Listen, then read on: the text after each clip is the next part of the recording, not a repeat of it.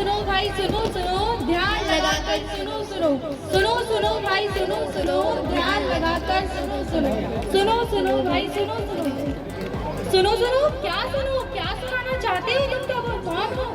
मैं इस देश का संविधान हूँ जिसे बाबा भीमराव अम्बेडकर ने लिखा था। मुझमें मौलिक अधिकारों के बारे में लिखा हुआ है। मौलिक अधिकार ये क्या होते हैं? क्या आप सबको पता है मौलिक अधिकार के बारे में?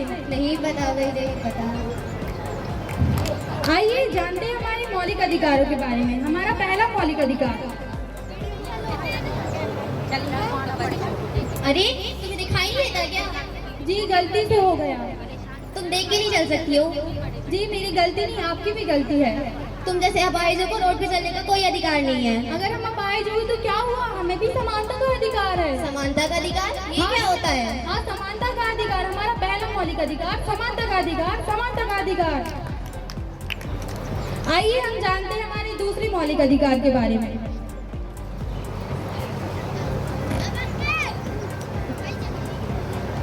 मम्मी मम्मी हमारे स्कूल से गोवा ट्रिप जा रही है, मुझे भी जाना, आप मुझे 5,000 रुपए दे दो।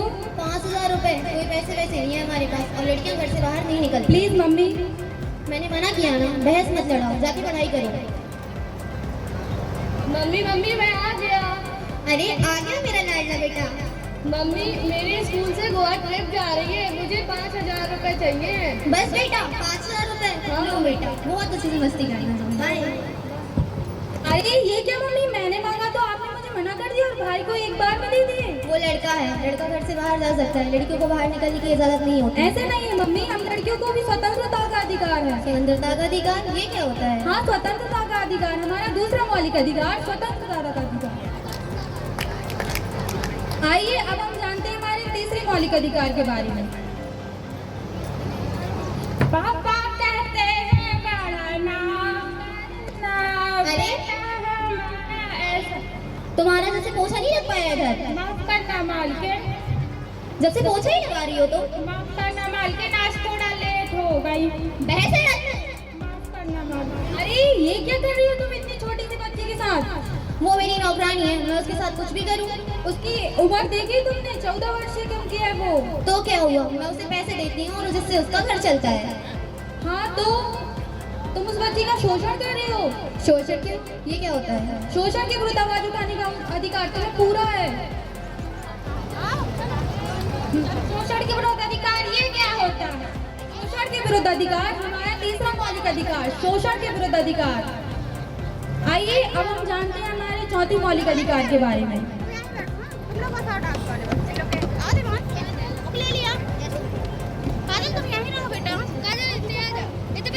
रघुपति राघव राजा राम पतित पावन। अरे अरे तुम लोग कौन हो और तुम लोग यहाँ पर क्या कर रहे हो? हम लोग हिंदू हैं और हम लोग यहाँ पर अपना भजन कर रहे हैं। हम लोग मुसलमान हैं और ये हमारी जगह है, यहाँ पर हम लोग नमाज पढ़ेंगे। हमारी जगह है। नहीं नहीं हम लोग यहाँ पर नमाज पढ़ेंगे, हमारी जगह है। अरे ये क्या हो रहा है यहाँ पर, और कौन हो तुम लोग? हम लोग यहाँ भजन कर रहे हैं, लोग आ गए हैं। हम लोग मुसलमान हैं और यहाँ हम लोग नमाज पढ़ेंगे, हमारी नमाज पढ़ने की जगह है। अब तुम लोग धर्म निभाने के लिए अपने स्थान का बंटवारा करोगे क्या? भारत एक धार्मिक स्थान है जहाँ पर सभी को अपना धर्म निभाने का पूरा अधिकार है। क्या तुमको धार्मिक स्वतंत्रता के अधिकार के बारे में नहीं पता? धार्मिक स्वतंत्रता का अधिकार ये क्या होता है? धार्मिक स्वतंत्रता का अधिकार हमारा चौथा मौलिक अधिकार, धार्मिक स्वतंत्रता का अधिकार। आइए अब हम जानते हैं हमारे पांचवें मौलिक अधिकार के बारे में। अरे तुम यहाँ? हाँ मैं यहाँ। इतने बड़े कॉलेज में? हाँ तुमने यहाँ पे एडमिशन कैसे लिया? मुझे स्कॉलरशिप मिली है। स्कॉलरशिप तुमने इस साल तो पढ़ लोगी, आगे क्या होगा तुम्हारा? आगे सरकार मेरी मदद करेगी। सरकार तुम्हारी मदद करेगी, गरीब लोगों को कोई हक नहीं है पढ़ने का। ऐसा नहीं है, अगर गरीब किसान की बेटी हुई तो क्या हुआ, पढ़ लिख कर डॉक्टर बन ही जाऊंगी। मैंने कहा ना, गरीब लोगों को कोई हक नहीं है पढ़ाई का। नहीं, क्या तुम्हें स्वतंत्र वो शिक्षा के अधिकार के बारे में नहीं पता? शिक्षा का अधिकार ये क्या होता है? शिक्षा का अधिकार हमारा पांचवा मौलिक अधिकार, शिक्षा का अधिकार। आइए अब हम जानते हैं हमारे छठवें मौलिक अधिकार के बारे में। अरे अरे कहाँ जा रही हो तुम? क्या तुम्हें रेड लाइट दिखाई नहीं देती? मैं जल्दी में हूँ तो जाने दो। अरे अरे ऐसे कैसे जाने दो, क्या तुम्हारी रोड है? मेरे पापा यहाँ के कमिश्नर हैं, अगर मैंने उनसे तुम्हारी शिकायत कर दी ना, तुम्हारी नौकरी खतरे में आ जाएगी। अरे कमिश्नर की बेटी होकर ऐसी हरकत करती हो, क्या तुम्हें संवैधानिक उपचार के अधिकार के बारे में नहीं पता? संवैधानिक उपचारों का अधिकार ये क्या होता है? संवैधानिक उपचारों का अधिकार हमारा 6वां मौलिक अधिकार संवैधानिक उपचारों का अधिकार। आइए अब हम सभी अपने सभी अधिकारों को दोहराएंगे। स्वतंत्रता का अधिकार, हमारा पहला मौलिक अधिकार। समानता, हमारा दूसरा मौलिक अधिकार समानता का अधिकार। हमारा तीसरा मौलिक अधिकार शोषण के विरुद्ध अधिकार। हमारा चौथा मौलिक अधिकार धार्मिक स्वतंत्रता का अधिकार। हमारा 5वां मौलिक अधिकार शिक्षा का अधिकार। हमारा 6वां मौलिक अधिकार संवैधानिक उपचारों का अधिकार। धन्यवाद।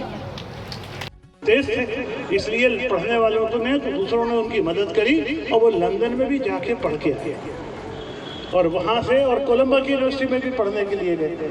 लौट के आए तो मंत्री विधायक वो अपने वकील बन गए और वकील के साथ साथ नेता बन गए और नेताओं के साथ उन्होंने चिंता करी कि हरिजनों का, आदिवासियों का चिंता करना, हरिजनों की विशेष रूप से उन्होंने चिंता कर। और उन्होंने जिस समय गोलमेज कॉन्फ्रेंस हुई ना तो उन्होंने ये प्रस्ताव रखा कि हरिजनों के लिए अलग से सीट होना चाहिए, चुनाव लड़ने के लिए अलग से सीट होना चाहिए। हालांकि गांधी जी ने उसका विरोध किया। फिर एक पूना एक्ट हुआ, उस पूना एक्ट में फिर गांधी जी भी सहमत हुए और जो रिजर्व कॉन्स्टिट्यूंसी आज तक चली आ रही है वो अम्बेडकर जी की देन है। उसके कारण ये अपने यहाँ पर बनी और इस तरीके से हरिजनों को सम्मान उस दिशा में अपने को मिला था। अभी जब मैं ये पढ़ रहा था अनुवंशिका तब इसमें आपसे बताया था ना, तारीख पढ़ी थी आखिरी में, वो करी थी क्या अपन ने 26 नवंबर। अच्छा, 2 राष्ट्रीय त्योहार 2 होते हैं, बच्चों को पता होंगे कौन कौन से राष्ट्रीय त्योहार होते हैं तो बताओ जल्दी। स्वतंत्रता दिवस कौन सी तारीख को? 15 अगस्त। और दूसरा त्योहार गणतंत्र दिवस, वो किस तारीख को? 26 जनवरी को। तो 15 अगस्त स्वतंत्रता इसलिए कि अंग्रेज गए थे और अपनी सरकार शुरू हुई थी, और गणतंत्र दिवस 26 जनवरी इसलिए उस दिन संविधान लागू हुआ था। पर अभी तो हमने, पर कांग्रेस वालों को नहीं पचते थे, नेहरू जी को उनकी नहीं पोसाती थी, उनके संबंध अच्छे नहीं थे, उनका मजबूरी थी, उनने उनको चूंकि कानून के मंत्री से बना दिया। अब कानून के मंत्री बन गए तो उन्होंने एक बिल लेके आए, हिंदू कोड बिल, जिसके तहत आज की तारीख में हमारी जो महिलाएं हैं उनको परिवार में जो विवाह के बाद अधिकार प्राप्त हैं वो हिंदू कोड बिल के तहत है। वो हिंदू कोड बिल कौन लेके आए थे? तो अम्बेडकर जी लेके आए थे। कांग्रेस ने, नेहरू जी ने उसका विरोध किया, समर्थन नहीं दिया, बिल पास नहीं हो पाया। उसके कारण अम्बेडकर जी ने मंत्री पद से इस्तीफा दे दिया और इस्तीफा देने के बाद उन्होंने कहा कि मैं इस्तीफा के आखिरी वाले जो हर्फ हैं वो लोकसभा के अंदर पढ़ूंगा। नेहरू जी ने मना कर दिया, नहीं पढ़ने देंगे, बेइज्जत करके बाहर निकाल दिया। उन्होंने जाके प्रेस के सामने जो है लोकसभा के बाहर उसको पढ़ा। फिर उसके बाद जब 1952 में चुनाव होने लग गए तो बम्बई सेंट्रल से वो चुनाव लड़ रहे थे। चुनाव में अम्बेडकर जी को कांग्रेस ने हरवा दिया। और कैसे हरवाया? अम्बेडकर जी ने इलेक्शन पिटीशन करी।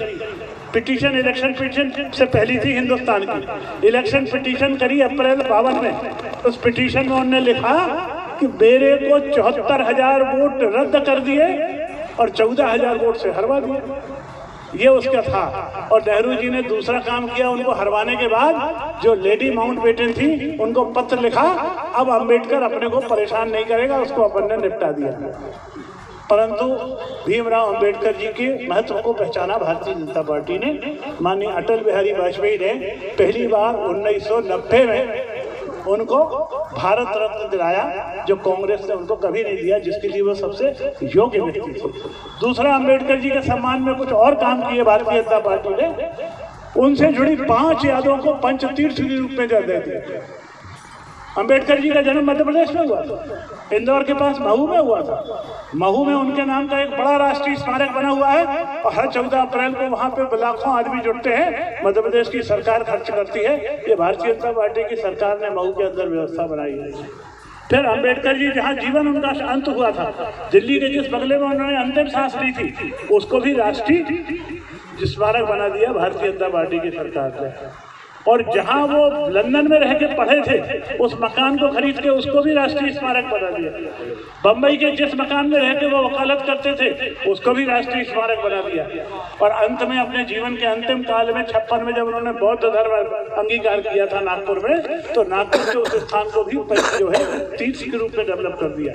तो अम्बेडकर जी का सम्मान दिया जो उनको मिलना चाहिए था वो भारतीय जनता पार्टी की सरकारों ने दिया। और यदि अपमान किया तो कांग्रेस के लोगों ने अपमान किया। और अभी ये समरसता दिवस अपन मना रहे हैं ना, जब अपने मोदी जी आ गए तो मोदी जी ने तय किया कि 56 जो है इनके जन्म दिवस पे समरसता दिवस मनाएंगे। और इसलिए आज ये समरसता के कार्यक्रम में आप सब यहाँ पर आए हो। और समरसता में अकेली कानूनी से नहीं आता, समरसता आता है जब हमारे हृदय के अंदर छोटा बड़े का भाव समाप्त हो जाए। आप सब इकट्ठे पढ़ते हो, आपके बीच में सब समाज